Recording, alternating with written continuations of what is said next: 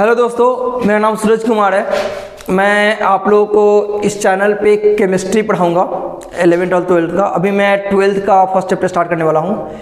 इसमें सिर्फ आपको इस चैनल पे आपको केमिस्ट्री का ही मिलेगा, 11th 12th दोनों का। अभी 12th का फर्स्ट चैप्टर स्टार्ट करने जा रहे हैं जो कि सॉलिड स्टेट। ठीक है, सॉलिड स्टेट होता क्या है? सॉलिड स्टेट जैसे आप पहले, इससे पहले थोड़ा सा एक स्टेप पीछे चलते हैं। सॉलिड स्टेट आता है मैटर से। मैटर क्या होता है? Anything that have mass and occupy space are called matter. Matter का 3 स्टेट होता है। मैटर का 3 स्टेट होता है, solid, liquid and gas. Gas आप 11th की केमिस्ट्री में पढ़ेंगे। ये जो लिक्विड है ये फिजिक्स का पार्ट है, और सॉलिड है ये आता है आपका 12th में, मतलब 12th का केमिस्ट्री में पार्ट 1 ये फिजिकल केमिस्ट्री है। ठीक है, तो हम चलते पहले सॉलिड में। अच्छा, यहाँ सॉलिड लिक्विड, जैसे आप जानते होंगे कि सॉलिड में और गैस में और लिक्विड में पार्टिकल के बीच के डिस्टेंस, गैस में जो पार्टिकल का डिस्टेंस है, पार्टिकल्स डिस्टेंस इज मैक्सिमम। दो पार्टिकल्स के बीच में, मतलब बहुत सारे दो पार्टिकल्स से बहुत सारे, उसके बीच में डिस्टेंस मैक्सिमम होगा। इसमें क्या होगा? इससे कम होगा। इसके कंपेयर में इस लिक्विड में जो पार्टिकल का डिस्टेंस है ना, थोड़ा सा लेस होगा, इसमें बहुत ही कम होगा, वेरी लेस। ठीक है, एक टर्म्स आता है फ्लूइड। वर्ड फ्लूइड है। फ्लूइड क्या होता है? Anything that had capability to flow, मतलब जिसको फ्लो करने की टेंडेंसी है, जो फ्लो करता है। तो जो फ्लो करता है, capability to flow, capability to flow, इसको क्या बोलते हैं? फ्लूइड। इसमें क्या आ जाएगा आपका? लिक्विड और गैस दोनों आता है। लिक्विड और गैस क्या है हमारा? फ्लूइड है। ठीक है,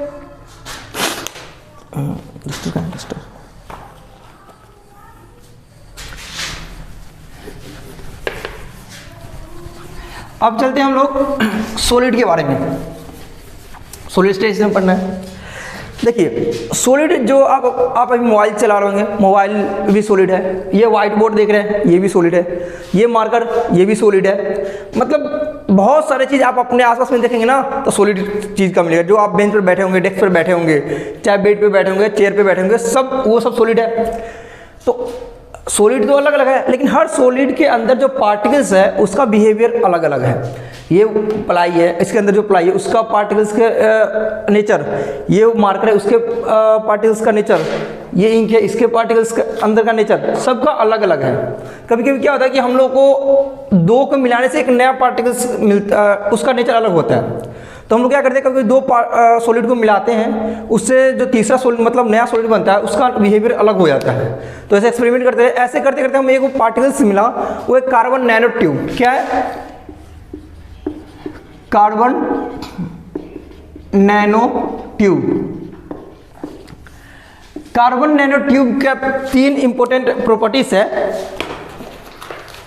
वो क्या है बताता हूं। ये क्या है? पहला जो है, carbon nano tube are stronger than steel. Stronger than steel. दूसरा पॉइंट इसके बारे में ये है, ये अल्युमिनियम से भी ज्यादा हल्का होता है, lighter than aluminium, lighter than aluminium. Third point है, सो मोर कंडक्टिविटी देन कॉपर, मतलब कंडक्टिविटी कॉपर से ज्यादा होता है। मोर कंडक्टिविटी, मोर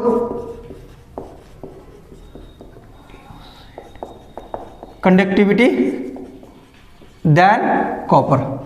ये 3 प्रॉपर्टीज है कार्बन नैनो ट्यूब के बारे में। याद रखिएगा, कभी सीबीएसई के बोर्ड में पूछ लिया जाता है, कभी चाहे कहीं कॉम्पिटेटिव एग्जाम में पूछ लेगा, 2 पॉइंट देगा, तीसरा पूछ लेगा, ऑप्शन में देगा, पूछ लेगा, कैसा होता है उल्टा फिर करके पूछ लेगा। ठीक है, तो ये हो गया आपका 3 पॉइंट कार्बन नैनो ट्यूब के बारे में। अब चलते हैं सॉलिड। सॉलिड को कैसे डिफाइन कीजिएगा? सॉलिड,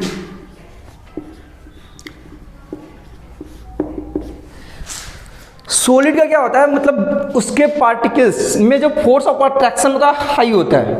तो ये बोल सकते हैं particles of solid having high या maximum force of attraction.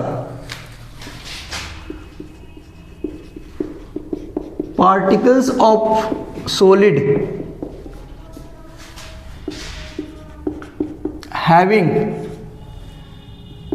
High force of attraction. Force of attraction जो हमारा सॉलिड के केस में होगा वो हाई होगा, ठीक है। अब इससे कुछ प्रॉपर्टीज के बारे में देख लेते हैं। चलो प्रॉपर्टीज देखते हैं सॉलिड का।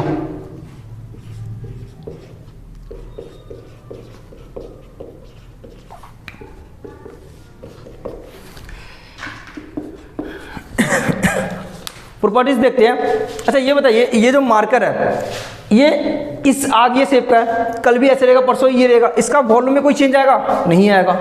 शेप में कोई चेंज आएगा? ऐसे ही ऐसे रहेगा। मास भी इतना ही रहेगा। मतलब पहला पॉइंट ये बोल सकते हैं, जैसे व्हाइट बोर्ड हो गया, इसका शेप साइज वॉल्यूम सेम रहेगा।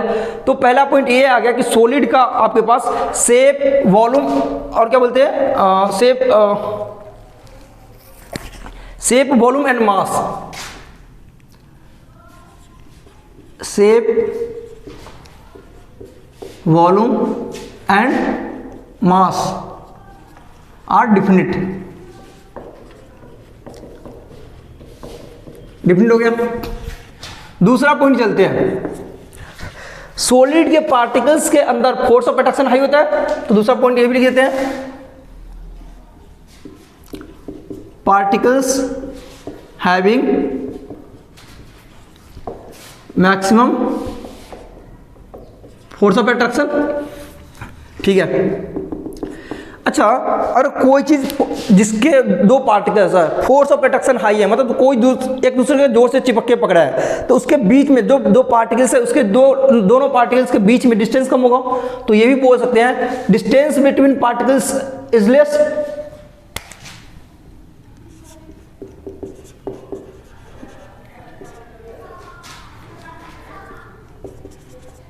डिस्टेंस बिटवीन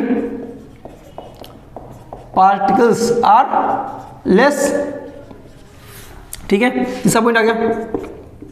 अच्छा, जब मतलब कोई चीज जोर से पकड़ा हुआ है, जोर से जमा हुआ है, तो उसको तोड़ने के लिए ज्यादा एनर्जी देना पड़ेगा। तो उसका मेल्टिंग पॉइंट, बॉइलिंग पॉइंट एक तरफ से एनर्जी हुआ, मतलब अगर किसी को एनर्जी है तभी तो टूटेगा। तो जो हमारा सॉलिड है फोर्स ऑफ अट्रैक्शन हाई है, फोर्स ऑफ अट्रैक्शन हाई होने के कारण हम उसको जो टेम्परेचर देंगे, मेल्टिंग पॉइंट है, मेल्टिंग पॉइंट बॉइलिंग पॉइंट मतलब हाई होगा। तो चलिए इन लिख देते हैं, melting point and boiling point is also high, ठीक है। फिफ्थ पॉइंट पे आते हैं, सॉलिडिटी। ये जो देखो सॉलिड है हमारा, क्या ये फ्लेक्सिबल है? बेंड होता है? नहीं होता है। और क्या जब हमारा इसका मेल्टिंग पॉइंट हाई हो गया तो डिफ्यूजन होगा कैसे? होगा ही नहीं। मतलब सॉलिड है, मतलब पार्टिकल्स के बीच में डिस्टेंस ही नहीं होता, मतलब वो फिक्स पॉइंट पे होता है। तो डिफ्यूजन भी हमारा बहुत कम होता है, ना के बराबर होता है, नहीं होता, लेकिन लेस बोल देते हैं हम लोग यहाँ पे, ठीक है। क्या बोलेंगे? रिजिड हो गया, नहीं क्या बोले थे हम?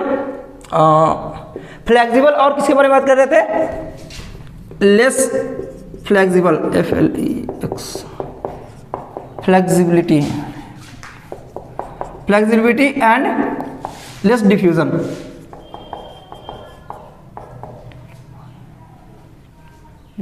डिफ्यूजन, ठीक है।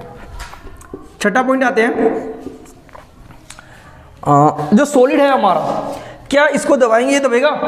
कंप्रेसिबल नहीं है। लिक्विड और गैस के केस में देखें, उसको दबाइए तो वो कंप्रेसिबल है, ठीक है। और ये रिजिड भी होता है, वो हमारा रिजिड नहीं होता। सॉलिड का एक और सा पॉइंट आ गया, इनकंप्रेसिबल एंड रिजिड।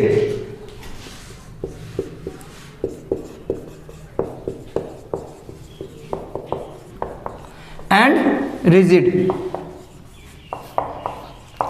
ये प्रॉपर्टीज आ गया कुछ सॉलिड का।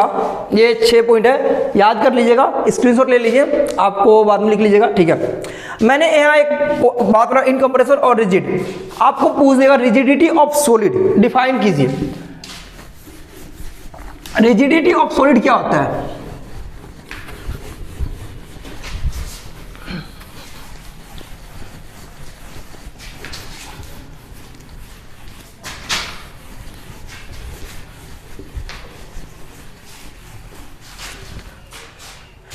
मैंने बोला रिजिड, सॉलिड क्या होता है, रिजिड होता है। तो एक वर्ड पूछ देगा रिजिडिटी ऑफ सॉलिड को डिफाइन करने के लिए,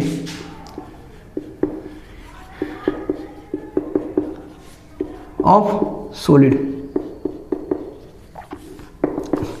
जैसे मान लीजिए बोर्ड, ये प्लाई बोर्ड है, व्हाइट बोर्ड है, ठीक है, इसके छोटे छोटे पार्टिकल्स से बने हुए। मान लीजिए यहाँ पे कोई एक पार्टिकल्स, मान लो ये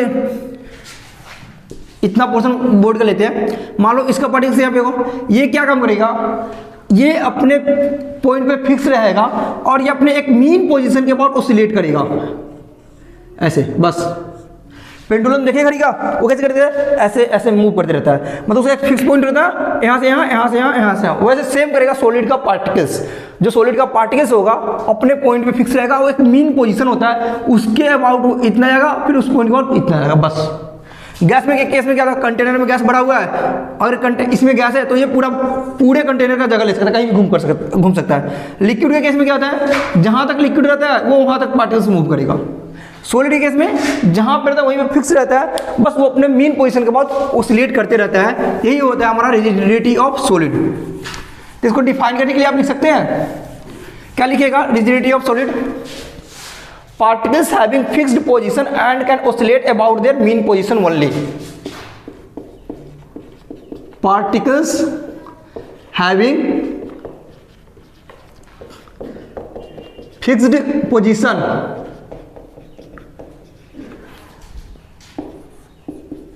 and can oscillate about their mean position.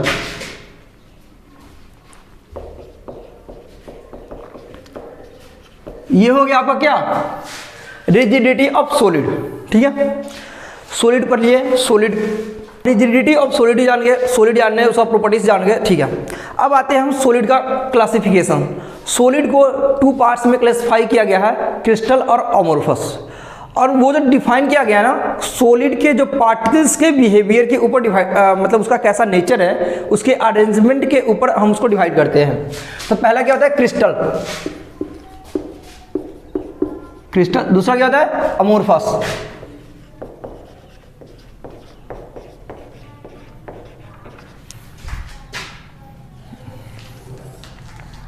मैंने क्या बोला, इसको जो क्लासिफाई किया गया है किसके बेसिस पे, पार्टिकल्स के बिहेवियर पे के बेसिस पे या उसके अरेंजमेंट के बेसिस पे हम इसको क्लासिफाई करते हैं 2 पार्ट्स में सॉलिड का, ठीक है। तो इसके कुछ डिफरेंस देख लेते क्या है। चलो पहला डिफरेंस देखते हैं क्रिस्टल के बारे में।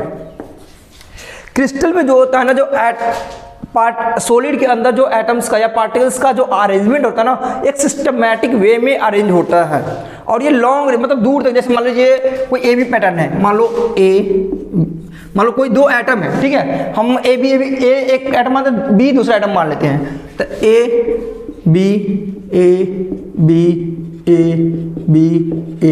बी ऐसे करके चलते रहेगा, या फिर क्या जाएगा बी ए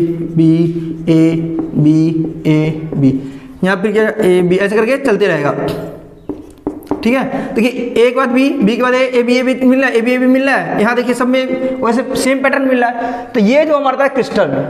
अमोर्फस में क्या होता है, ए आ जाएगा, बी आ जाएगा, हो सकता है 2 बार ए आ जाए, थोड़ा समय तक रेगुलर पैटर्न फॉलो करेगा, मे बी हो सकता है फिर ये 2 बार ए आ जाए, फिर हो सकता है 3 बार बी आ जाए, नीचे ए है तो फिर नीचे 2 बार ए आ जाए, बी आ जाए, फिर ए आ जाए, कुछ भी हो, मतलब एक सिस्टमैटिक पैटर्न फॉलो नहीं करता है हमारा किसमें, क्रिस्टल अमोर्फस में। क्रिस्टल में क्या होता है, एक सिस्टमैटिक पैटर्न फॉलो करता है, ठीक है। तो इसमें अगर हम बात करें पार्टिकल्स का अरेंजमेंट का ऑर्डर देखें, तो इसमें तो लॉन्ग रेंज ऑर्डर हो जाएगा, इसमें क्या हो जाएगा, short range of order in particles.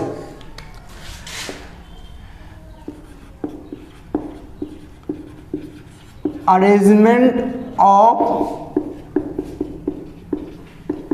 Particles in long range form. इसमें क्या बोल सकते हैं, जो पार्टिकल्स का अरेंजमेंट होगा शॉर्ट फॉर्म के होगा, ए बी 2-4 तक नहीं का, फिर जाएगा चेंज हो जाएगा, ए मिलने लगेगा ज़्यादा, बी मिलने लगेगा, या 2A 2B मिलने लगेगा। तो क्या बोल सकते हैं, इसको डायरेक्ट लिखते हैं शॉर्ट रेंज। यहाँ पे लिख दिया arrangement of particles in solid, long range form या arrangement of particles in solid short range form, short range. ठीक है, चलिए दूसरा पॉइंट पे आते हैं। इसका जो मतलब पार्टिकल्स का सिस्टमैटिक अरेंज होता है, तो इसका जो क्या बोल सकते हैं, ज्योमेट्रिकल बात करें इसका, तो इसका जो ज्योमेट्रिकल शेप होगा वो आपका डिफिनिट होगा, डिफिनिट कैरेक्टरिस्टिक्स ज्योमेट्रिकल शेप।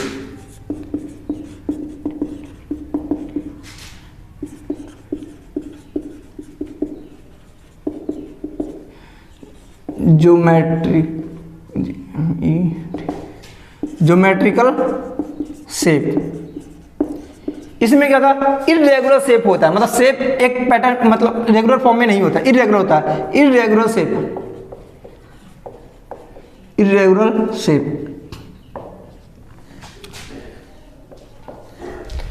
तीसरे पॉइंट के बारे में बात करें,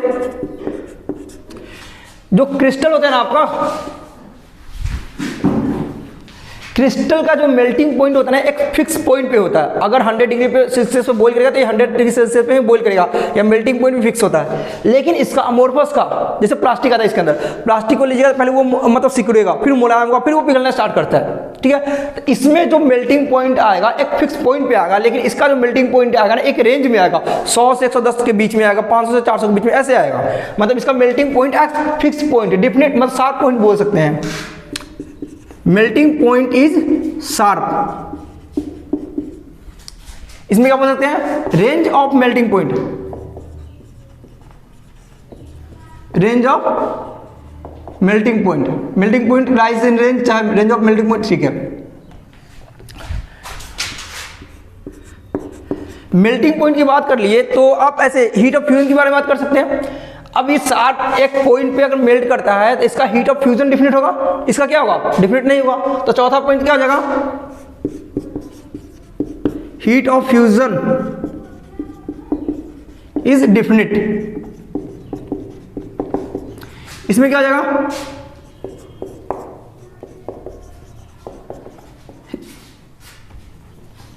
heat of fusion is not definite. ठीक है, तो डेफिनेट के बारे में बात कर लिया। चलिए पांचवा पॉइंट बात करते हैं।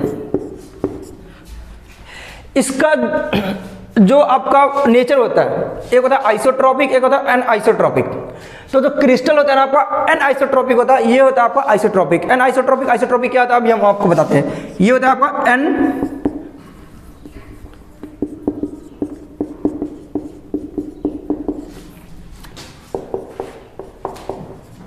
आइसोट्रॉपिक। एनआइसोट्रॉपिक का मतलब होता है पार्टिकल्स के अंदर जब आप घूमेंगे तो उसका फिजिकल प्रॉपर्टीज चेंज होगा, different physical property in different direction, in different direction. आप कहेंगे कि इसमें अरेंजमेंट ऑफ पार्टिकल्स जो था एक सिस्टमैटिक वे में था, तो इसमें फिजिकल प्रॉपर्टी चेंज कैसे हुआ, चलिए हम देखते हैं। यहाँ पे बनाते कुछ, मान लीजिए क्या बताया, ए था, बी था, ए बी, ठीक है। फिर क्या करते हैं, बी ए बी ए। फिर देखते क्या करते हैं, ए बी बी। देखिए यहाँ पे फिर आ जाएगा बी, आ जाएगा ए, आ जाएगा बी, आ जाएगा ए, आ जाएगा। ठीक है, चलिए अभी इस डायरेक्शन में आते हैं हम लोग। तो ए मिल रहा है, बी मिल रहा है, ए मिल रहा है, बी मिल रहा है, ए मिल रहा है, बी मिल रहा है। ठीक है, ऊपर से नीचे आइएगा, ए मिलेगा, बी मिलेगा, ए मिलेगा, बी मिलेगा। ठीक है, लेकिन जैसे ही आप इसको डायगोनली जाइए, तो डायगोनली जाइएगा तो देखिए तो कैसे क्या मिल रहा है, सिर्फ ए मिल रहा है। इसके डायगोनल में जाइए तो सिर्फ बी ही मिल रहा है। तो यहाँ पे ए बी मिल रहा था, यहाँ ए मिल रहा है, यहाँ बी सिर्फ मिल रहा है। तो मतलब क्या होगा, यहाँ पे सेम थोड़ी मिल रहा है, इसका फिजिकल प्रॉपर्टी सेम थोड़ी होगा। यहाँ पे सिर्फ बी का पार्टिकल्स मिल रहा है, यहाँ पे सिर्फ ए का पार्टिकल्स मिल रहा है, यहाँ पे ए बी मिल रहा है, यहाँ ए बी मिल रहा है। तो फिजिकल प्रॉपर्टीज चेंज हो गया ना। लेकिन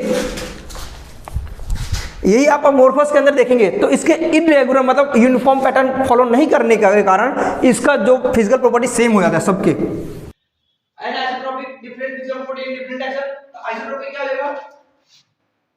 फिजिकल प्रॉपर्टी सेम होगा किसी भी डायरेक्शन में, same physical property in all direction. ठीक है, ठीक। अब छठा पॉइंट आते हैं, जो क्रिस्टल होता है ना, क्रिस्टल को हम ट्रू सॉलिड भी बोलते हैं। ट्रू मतलब वास्तविक, मतलब रियल सॉलिड होता है। ये क्या होता है, सूडो सॉलिड या super cooled liquid. Super cooled liquid से जैसे आप ग्लास देखेंगे घर में, जो आप ग्लास यूज करते हैं, वो क्या होता है, एक मतलब स्टार्टिंग में तो ये यूनिफॉर्म थिकनेस का होगा, लेकिन समय के साथ जैसे देखेंगे ना, तो ऊपर का ग्लास ना धीरे धीरे वो थिकनेस मतलब थोड़ा पतला होने लगता है, वो नीचे आके जम जाता है, नीचे मोटा होता है, ऊपर पतला होता है, थोड़ा मतलब ये टाइम थोड़ा लॉन्ग फॉर्म में हो जाता है। स्टार्टिंग में नहीं दिखेगा, मतलब कुछ दिन आप यूज कर लीजिएगा, फिर देखिएगा आपको ऊपर से ग्लास पतला होता है, नीचे आके थिकनेस हो जाता है, इसलिए इसको बोलते हैं सुपर कूल्ड लिक्विड। इसको मैंने क्या बोला, true solid, crystal are true solid. इसको क्या बोलते हैं, स्यूडो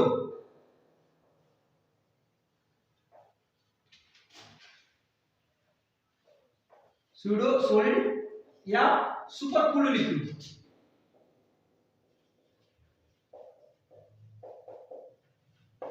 ठीक है, एक और पॉइंट देख लेते हैं। जब आप क्रिस्टल को काटिएगा और अमोर्फस को काटिएगा, तो जब आप मान लीजिए क्रिस्टल इसको काटे भी से, तो इसका जो कटिंग सरफेस आएगा, इसको काटे ये लगेगा, तो ये बोर्ड का जो कटिंग सरफेस आएगा ना, जैसे ये कटिंग सरफेस, मान लीजिए इसको मैंने सपोज मैंने जाएगा काटा, ये काटने के बाद जो सरफेस आएगा, इसका ये सरफेस ना स्मूथ होगा, लेकिन इसमें क्या होगा, इरेगुलर शेप का होगा, रेगुलर और स्मूथ होगा, इसमें इरेगुलर शेप का होगा, स्मूथ नहीं आएगा। इसमें कटिंग सरफेस बोल सकते हैं, cutting surface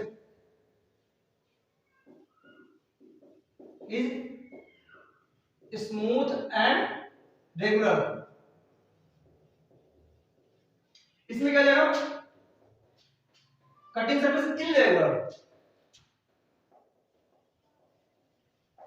irregular cutting surface. किसी टूल से काटिएगा, मतलब किसी टूल से आप उसको काटिए, काटने के बाद सरफेस क्या आएगा, स्मूथ आएगा, रेगुलर आएगा, इसमें इरेगुलर आएगा। ठीक है, इसका कुछ एग्जांपल देख लेते हैं। जैसे ये आपको आता है, इसमें एग्जांपल लेगा NaCl, ZnS, CaF2 और क्या ले, ये डायमंड, इसी का एग्जांपल है।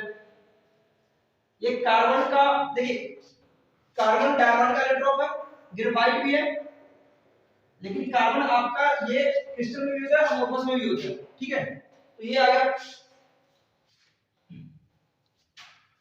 इसमें क्या आ जाएगा, रबर आ जाएगा, प्लास्टिक, एक अलग ग्लास होगा, क्वार्ट्ज ग्लास, अभी हम बताते हैं उसके बारे में। प्लास्टिक लिख देते हैं, जैसे SiO4। SiO4 क्या होता है, अगर बोल देगा ये क्या होता है, आपका क्रिस्टल होता है क्या, अमोर्फस होता है, तो ये दो फॉर्म से, दो फॉर्म, एक होता है आपका क्वार्ट्ज, एक होता है क्वार्ट्ज ग्लास। तो ये जो क्वार्ट्ज होता है ना, ये आपका होता है क्रिस्टल, और जो क्वार्ट्ज ग्लास होता है ये होता है अमोर्फस। आप कहेंगे तो सेम, मैंने बोला था इसको क्लासिफाई किया गया है ऑन द बेसिस ऑफ उसके पार्टिकल्स, मतलब पार्टिकल्स के नेचर पे, अरेंजमेंट पे। तो इसका जो अरेंजमेंट होता है ऐसा यूनिफॉर्म पार्ट में, एक यूनिफॉर्म पैटर्न में होता है, लेकिन इसमें क्या होता है, कोई यूनिफॉर्मनेस मतलब पैटर्न फॉलो नहीं करता है। तो यहां पे एक और क्या गया, क्वार्ट्ज आ गया, क्या गया आ जाएगा, क्वार्ट्ज ग्लास आ जाएगा। ठीक है, अच्छा कैल्शियम कार्बोनेट बोल दिया तो क्या कहिएगा, कैल्शियम कार्बोनेट का फॉर्मूला क्या है, CaCO3। कैल्शियम कार्बोनेट फिर सिर्फ दो फॉर्म में आता है, एक आता है आपका मार्बल फॉर्म में, एक आता है और भी फॉर्म होती है, ये एक आता है मार्बल, एक आता है चॉक। तो इसका जो मार्बल फॉर्म है ना, वो आपका होता है क्रिस्टल, और जो आपका चॉक फॉर्म होता है वो होता है आपका अमोर्फस। तो हमने क्या बोला, कौन सा फॉर्म, मार्बल, ये हो जाएगा आपका कौन सा, चॉक।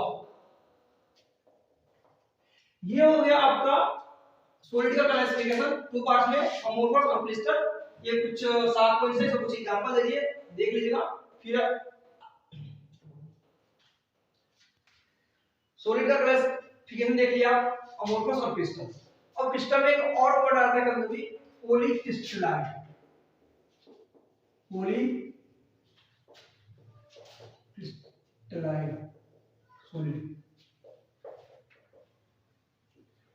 क्रिस्टलाइन आपको पता है कि पॉली का मतलब क्या होगा, पॉली मतलब मोर देन वन, तो सेम चीज है। पॉली का मतलब है जब मतलब क्रिस्टल जो सॉलिड होता है उसमें जो एक ग्रेन से जो मिलके बनता है उसको बोलते हैं। इसमें क्या आ जाएगा, मेनी ग्रेन्स, मतलब एक ग्रेन से नहीं बहुत सारा ग्रेन्स है, और सबका जो ओरिएंटेशन होगा ना डिफरेंट डिफरेंट होगा। मतलब जो इसमें जो एटम्स का अरेंजमेंट होगा एक, मतलब एक इसमें क्या एक ही ग्रेन से बनेगा क्रिस्टल में, इसमें मेनी ग्रेन से बनेगा, ठीक है। अच्छा एक और बात, जो आपका पॉलीक्रिस्टलाइन सॉलिड है ना, ये आपको देखिएगा देखने में लगेगा अमोर्फस है, लेकिन एक्चुअली में इसका जो स्ट्रक्चर होता है ना वो होता है आपका क्या, क्रिस्टलाइन होता है। तो polycrystalline solids are, it is seems to be amorphous, मतलब देखने में आपको अमोर्फस लगेगा, बट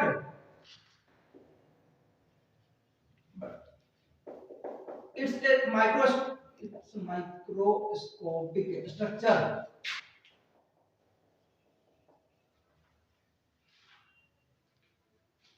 or crystal।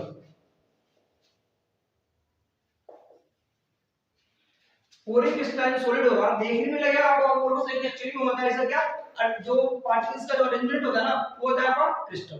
एग्जांपल में देख सकते हैं, जैसे एग्जांपल में आता है इसका जो आपको जनरली मेटल्स मिलेगा, मोस्ट कॉमनली मेटल्स जो होता है ना वो आपका इसमें आता है पॉलीक्रिस्टलाइन, और कॉमन मेटल्स।